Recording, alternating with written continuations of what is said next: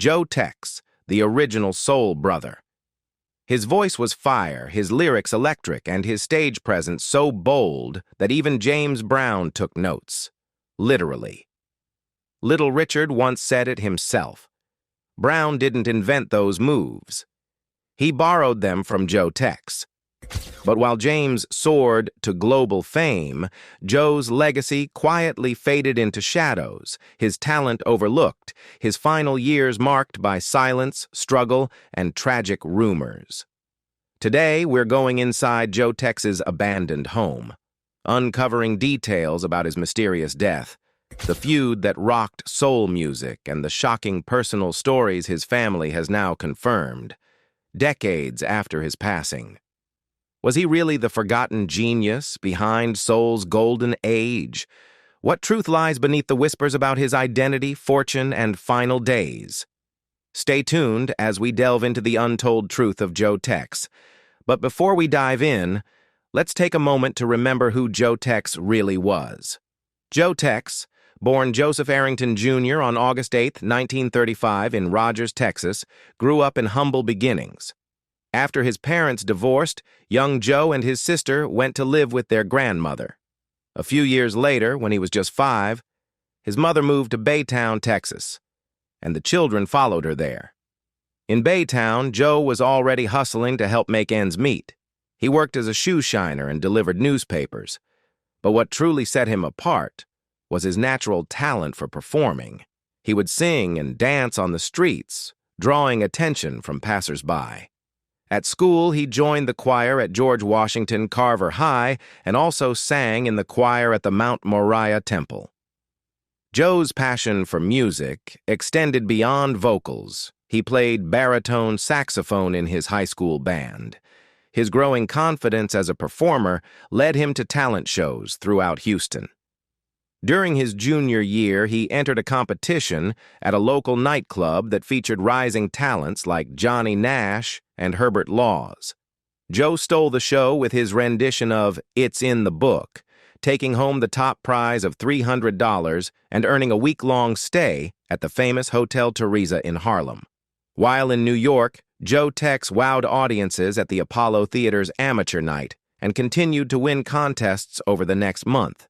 His stage presence caught the attention of music executive Henry Glover, who soon offered him his first recording contract with King Records, marking the start of Joe Texs's journey into soul music history. The King Records years. Fulfilling his mother's wish, Joe Texs graduated high school in 1955. Soon after, he took a bold step toward his musical dreams, signing a contract with King Records and moving to New York City at just 19 years old. To make ends meet in the big city, he picked up odd jobs, including working as a cook at a Jewish cemetery.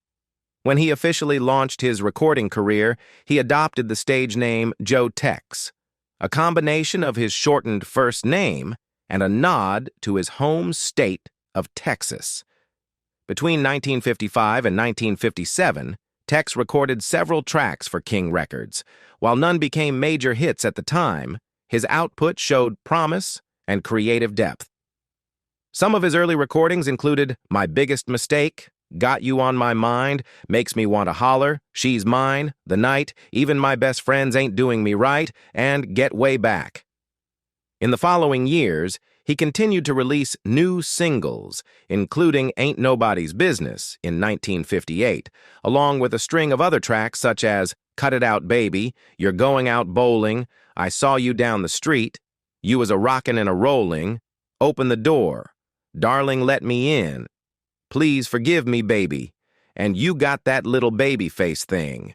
In 1959, he added Don't Hold It Against Me and Charlie Brown Got Expelled to his growing catalog. Despite his persistence, Texs struggled to gain traction in the charts. He later claimed that he had written the song Fever, which became a massive hit for Little Willie John. According to Texs, he sold the song rights to a King Records executive just to cover his rent. Though the songwriting credit was shared with Otis Blackwell, it was Little Willie John's version that found success. In response, Texs penned an answer song titled Neon Leon, a reflection of his frustration, but also his resilience. Ace Records and the birth of a performer. After parting ways with King Records, Joe Texs signed with Ace Records in 1958. Though his time at Ace yielded a long list of releases, commercial success remained elusive. Still, these years proved vital to his evolution as a performer. Despite the lack of chart hits, Texs began crafting a unique stage presence that would eventually set him apart. He toured relentlessly, opening for major names like Jackie Wilson, James Brown, and Little Richard. Sharing the stage with such dynamic acts pushed Texs to sharpen his performance style. He became known not just for his soulful voice, but also for his microphone tricks, dance moves, and spontaneous comedic flair. His charisma made him a crowd favorite, even if his records weren't yet breaking through. By 1960, Texs moved on from Ace and recorded briefly with Anna Records. During his stint there, one of his standout recordings was a heartfelt rendition of Etta James's ballad, All I Could Do Was Cry. While it didn't earn major airplay, it showcased his vocal range and emotional depth. In 1961, Texs recorded a song he had been developing for some time, Baby, You're Right. The track marked a turning point, but not in the way he expected. Later that year, James Brown released his own version of the song, featuring a different arrangement and altered lyrics. Brown added his name alongside Texs's as a co-writer, and the reworked version soared up the charts, reaching number 2 on the Billboard R&B list. Though Texs didn't receive the full credit or success he had hoped for, the experience only fueled his drive. His signature style was taking shape, and soon, the spotlight would finally be his. Feud with James Brown. The tension between Joe Texs and James Brown didn't start with just a song. It became one of the most talked-about rivalries in soul music.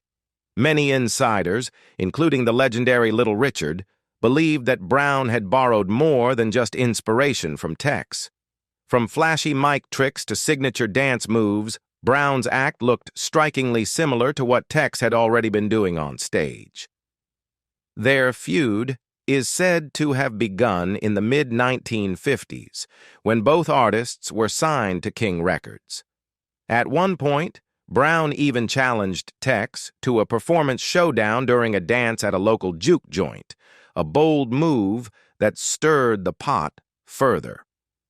But things really escalated when James Brown released his version of Baby, You're Right, altering Joe Texs's original lyrics and crediting himself as a co-writer. That betrayal stung, especially when Brown's version became a hit. To make matters worse, Brown also started working with B. Ford, a singer who had previously dated Texs. After recording the duet, You've Got the Power, with her in 1960, Brown sent Texs a personal letter saying he was done with Ford and that Texs could have her back. Joe Texs didn't let that slide. He fired back publicly and musically with a sharp, no-holds-barred single called You Keep Her, calling Brown out by name. You said I could have my baby back, but I don't want her no way, so you keep her. The night the feud turned violent. The animosity between Joe Texs and James Brown wasn't just about music. It was personal, bitter, and eventually dangerous. By 1963, that hatred erupted in a way that stunned everyone around them. One widely told version of the story begins at a club in Macon, Georgia, where both Texs and Brown were scheduled to perform. Joe took the stage first and didn't hold back. As part of his act, he threw on a cape, rolled dramatically across the floor, and yelled, "Please, somebody help me get out of this cape!" It was a clear mockery of James Brown's dramatic cape routine. Brown, already furious over Texs's earlier diss track, You Keep Her, didn't take it lightly. According to reports, Brown left the club, returned with firearms, and opened fire inside the venue. Joe Texs had already left, but the chaos that followed was serious. Multiple people were allegedly shot or stabbed. Since Brown was on parole at the time, it's said he paid off witnesses to keep the incident quiet. Others who were there tell a similar version, though with slightly different details. The core issue, they say, was not just the music, but who did it first. Joe Texs claimed that Brown had stolen his signature mic routine. The slick move, where a singer drops the microphone, kicks it, and then pulls it back by the cord. Brown insisted Texs was the copycat. Either way, the resentment only deepened, and there was more than just performance style fueling the fire. B. Ford, a stunning background singer who had been romantically involved with Texs, left his band, and him, after being courted by Brown. Their relationship became another bitter chapter in this feud. Tex's response came in the form of a sharp, unapologetic single, "You Keep Her." Right at the beginning, he made it personal. "I taught her how to dress, how to fix her hair, but you can have her now."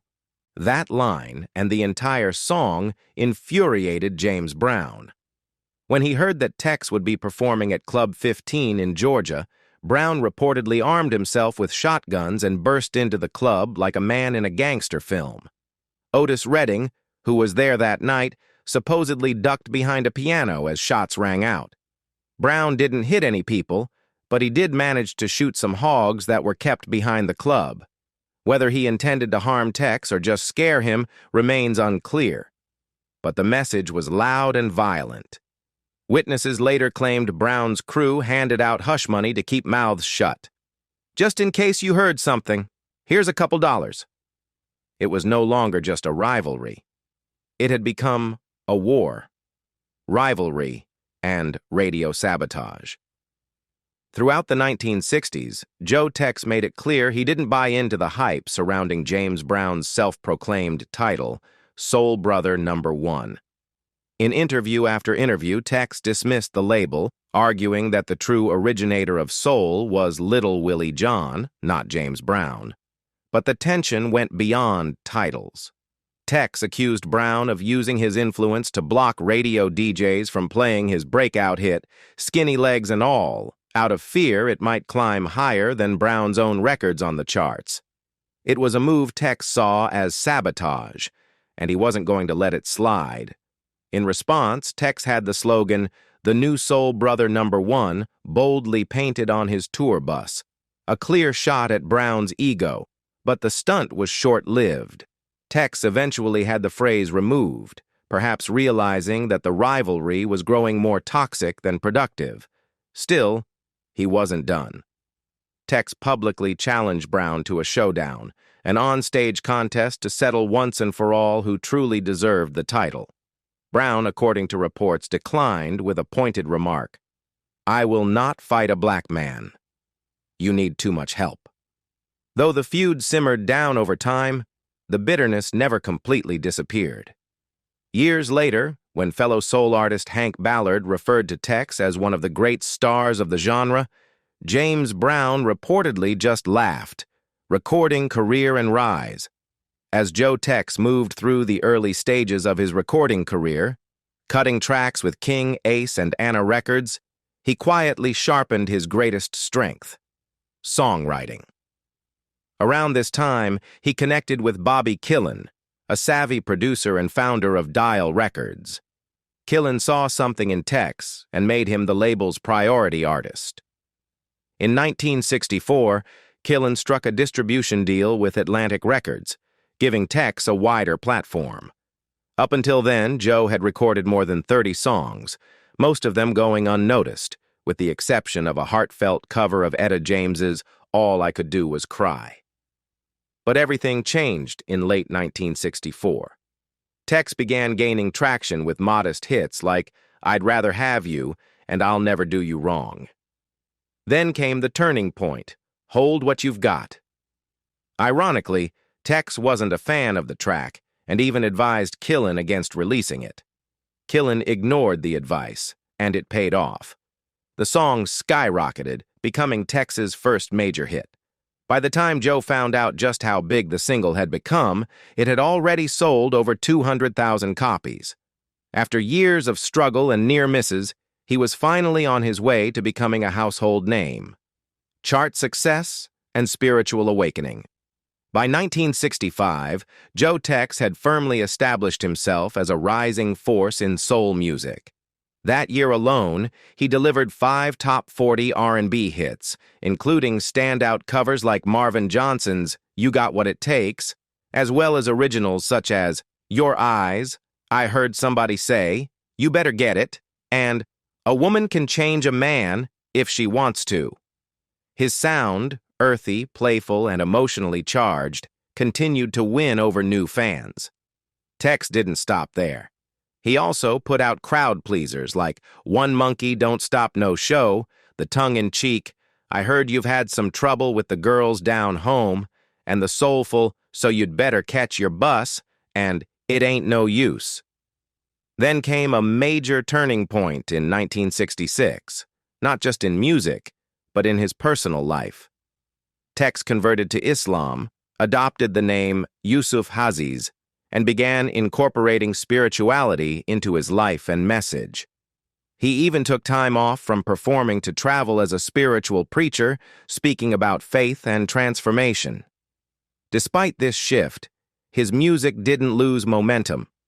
That same year, he released 6 more top 40 R&B singles, including A Sweet Woman Like You, To Handle a Man with So Much Ease, After All the Love You Save, I Believe I'm Gonna Make It, Tell You What I Did, Baby, and Forgive Me. Other tracks like Papa Was Too and Why Can't I showed his continued knack for mixing storytelling with infectious rhythm. Late 60s hits and album success. As the 1960s progressed, Joe Texs remained a steady and creative presence on the soul scene. In 1967, he released a string of top 40 R&B singles, including Show Me, A Man and a Woman Like That, and I Don't Want You to Love Me. That same year, he recorded what would become one of his most memorable tracks, Skinny Legs and All. With playful yet pointed lyrics like, You Act Like You're Ashamed of the Woman, the song blended humor and social commentary in a way only Texs could. The momentum continued into 1968. Texs dropped 5 more top 40 R&B hits, including Men Are Getting Scarce, I'll Never Do You Wrong, and If I Ever Leave You Alone. His songs tackled themes of loyalty, betrayal, and human dignity, all with his trademark blend of grit and charm. In 1969, he released the soulful Buying a Book, a narrative-driven track that warned young girls about love and disappointment. In one memorable line, Texs sang, They'll certainly get you down, reflecting on his own romantic experiences with a dose of wisdom and regret. Throughout the decade, Texs also built an impressive catalog of albums. Hold What You've Got, 1965, climbed to number 24 on the Billboard 200 and hit number 2 on the R&B chart. That same year, The New Boss reached number 143 on the Billboard 200 and number 3 on the R&B chart. In 1966, The Love You Save peaked at number 108 on the Billboard 200 and number 3 on the R&B chart. In 1967, The Best of Joe Texs reached number 168 on the Billboard 200 and number 23 on the R&B chart, while I've Got to Do a Little Better landed at number 24 on the R&B list. By 1968, albums like Living the Life and Soul Country had furthered his success, reaching number 84 and number 154 on the Billboard 200 respectively. Buying a Book, released in 1969, closed out the decade with a Billboard 200 peak of number 190. Through it all, Joe Texs's music continued to speak to real-life struggles with honesty, rhythm, and soul. Joe Texs in the 1970s, a decade of hits and comebacks. The 1970s marked a dynamic chapter in Joe Texs's career, filled with catchy singles and chart-topping albums that reminded the world of his unique voice and style. Even as musical trends shifted, Texs continued to evolve and connect with audiences through his sharp lyrics and infectious grooves. During this decade, he delivered a string of memorable singles that showcased both his humor and emotional depth. Tracks like Give the Baby Anything the Baby Wants, I Gotcha, and A Mother's Prayer found success alongside more storytelling-driven songs such as She's in the Room Praying, You Said a Bad Word, and Women Stealers. He also explored playful, provocative titles like The Next Time I Go to Work, I'm Taking My Woman on My Job, and Under Your Powerful Love. Texs didn't shy away from funkier, offbeat material either. Songs like It Seems Like She Had Too Many Martinis, She's Trying to Beg the Man Off, and I'll Blow on Your Hands on a Cold Day reflected his ability to blend humor, soul, and storytelling. And of course, the dance floor classic Ain't Gonna Bump No More with No Big Fat Woman became one of his most iconic hits, further cementing his place in 1970s pop culture. Other singles like Hungry for Love, Baby I'm Thirsty, Rub Down, and Dance and Loose Caboose kept him relevant on R&B charts throughout the decade. These hits were supported by several well-received albums. His 1972 record I Gotcha was a standout, climbing to number 17 on the Billboard 200 and number 5 on the R&B albums chart. Later albums, such as Spill the Beans, peaked at number 42 on the R&B chart, while Bumps and Bruises reached number 108 on the Billboard 200 and number 32 on the R&B chart. Final years and last appearance. Joe Texs made his final television appearance in 1981, reuniting briefly with a revived version of the Soul Clan. Fans watching the broadcast couldn't help but notice how much he had changed. He appeared heavier, fatigued, and a shadow of the dynamic performer he once was. Following that appearance, Texs quietly stepped away from the spotlight. He retreated to his ranch in Navasota, Texas, embracing a quieter, more private life, far removed from the stage and studio. Despite the temptations of fame, Texs remained free of drugs and alcohol for most of his life. However, according to his longtime producer and friend Buddy Killen, the last 4 years were marked by a quiet but painful struggle with addiction. By the time he reappeared on stage in the early 1980s with a revived version of the Soul Clan, Texs seemed physically diminished. He looked thin and worn down, and Killen later said it was clear Texs had lost the will to keep going. In early August 1982, tragedy struck when Texs was found unconscious at the bottom of his swimming pool at his ranch in Navasota, Texas. He was revived at the hospital and sent home to recover, but just days later, on August 13th, only 5 days after his 47th birthday, Joe Texs passed away from a heart attack at Grimes Memorial Hospital. His passing marked the end of a trailblazing career and a life that touched both the stage and the soul. Joe Texs's net worth at death, who inherited his fortune and the truth about his private life. At the time of his death in 1982, Joe Texs's estimated net worth was relatively modest compared to many of his soul contemporaries. While exact figures are hard to confirm, most sources place his net worth at around $1 million.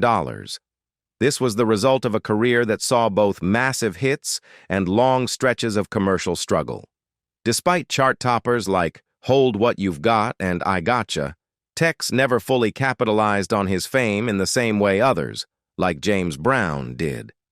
Much of his income came from touring and his songwriting royalties, particularly from his Dial Records era, which was distributed by Atlantic. Back in the day, Texs was among the highest-paid soul performers on the Southern touring circuit, often earning thousands per night. However, he was also known to be generous and reportedly invested much of his money into his ranch in Navasota, Texas, rather than luxury or fame. He lived relatively simply, especially in his later years. Texs fathered 6 children, 4 sons and 2 daughters. The mothers of his children were never public figures, and Joe kept much of his family life private. It is known that one of his former partners was background singer B. Ford, with whom he had a tumultuous relationship, but it's unclear how many of his children, if any, were with her. As for his estate, the specifics of who inherited his money remain undisclosed. It is believed his children were the primary beneficiaries. No public legal disputes over his estate have been documented. Regarding his sexuality, there is no credible evidence that Joe Texs was gay. While rumors have circulated, often due to his long-standing feud with James Brown, Texs was known to have had multiple relationships with women, and nothing substantial supports claims about his sexual orientation. Inside Joe Texs's forgotten Texas home. Joe Texs spent his final years away from the spotlight at a quiet ranch in Navasota, Texas. Far from the roaring stages and flashing lights of his prime, this rural estate became his personal refuge, a place where he could escape fame, raise his family, and reconnect with his faith. The house, modest but full of charm, reflected Joe's grounded personality. It was a single-story brick ranch-style home nestled on several acres of open land. A long gravel driveway led to the entrance, bordered by tall oaks and patches of wild grass that once swayed with the breeze of quiet country afternoons. Inside, the home was simple yet dignified. Wooden floors creaked under vintage furniture, and framed photos of family and music legends lined the walls. There was no extravagant decor, but a warmth lingered in every room, from the cozy living room with its stone fireplace to the kitchen where Joe often cooked for his kids. But today, Joe Texs's house tells a different story. Since his death in 1982, the property has largely fallen into neglect. The windows are now covered in dust, some even cracked. The roof shows signs of weather wear, and the once manicured lawn has given way to overgrown brush. What was once a peaceful retreat is now a time capsule, quiet, fading, and mostly forgotten. Locals still point to the ranch with reverence, calling it Joe Texs's place, but it remains largely untouched, an abandoned chapter in soul music history. His house, like his legacy, deserves more attention.